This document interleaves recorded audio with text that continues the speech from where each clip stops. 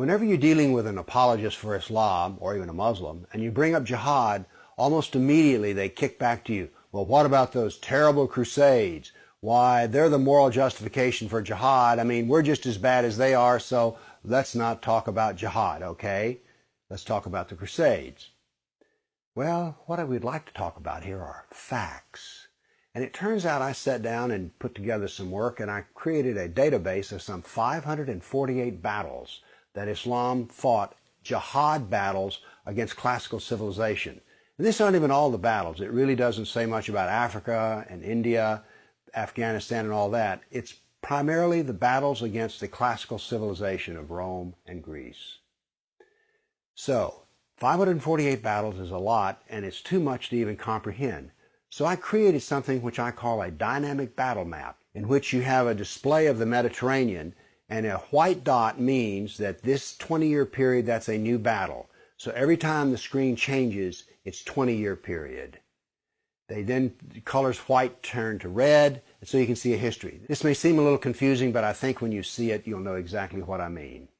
And here it starts. Islam burst out of the Arabian Peninsula and immediately starts attacking the Middle East. And notice that it doesn't take long until they're crossing the Mediterranean and attacking southern France and Spain. Notice something here. Most people think of Islam, they think of Arabs, they think of desert, and yet here we see that Islam is projecting power throughout the Mediterranean. Notice how the little islands of the Mediterranean are getting hammered.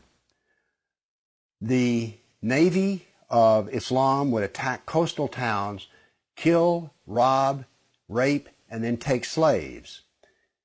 So this whole battle map, as it unfolds, you're seeing slaves being taken. Over 1 million slaves were taken out of Europe into the Islamic world. That's something you don't think about much, but it's absolutely true. There were over 200 battles fought in Spain alone. And we also see, however, on the east coast in Turkey, that Islam is trying to break into Europe. Now, what's going to happen is, in Spain, this ongoing fight that lasted for 400 years, the Christians are going to push back the Muslims. But now then what has happened over in the east is that Constantinople has fallen, and now then Eastern Europe is getting hammered. The jihad now comes to Eastern Europe. It's pushed out now of Spain. Northern Africa is now completely Islamic. The Middle East is completely Islamic. This is all jihad, relentless jihad. And why is it so relentless? Well, Muhammad was relentless in his jihad. And these people are good students of Islam, and so it's against the kafir, on and on. It was traditional that when the Sultan came to power, the brand new Sultan, he would immediately try to launch new wars, because he was going to be noted in his Islamic history as to how well he fought against the kafir. So that's what the jihad looked like over that time period, 548 battles. But remember, when you bring up jihad, people want to bring up the Crusades. So I also prepared a dynamic battle map of all the offensive raids of the Crusaders. Let's watch it and make a comparison. And so it begins. The Crusades enter into Turkey and the Middle East. Battles go on, but aren't there far fewer than you thought there might be?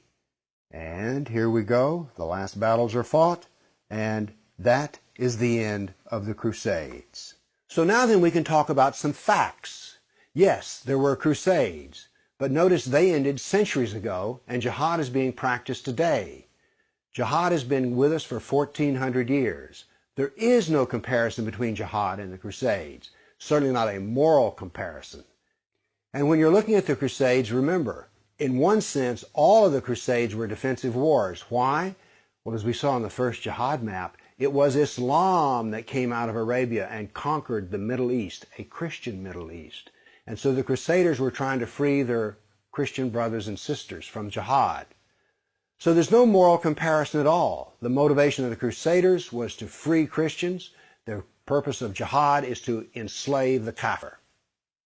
So the next time you hear somebody talk about, oh, those dreadful Crusades, you've seen some facts about the matter. Why don't you pipe up and tell them you know, you don't really know the matter.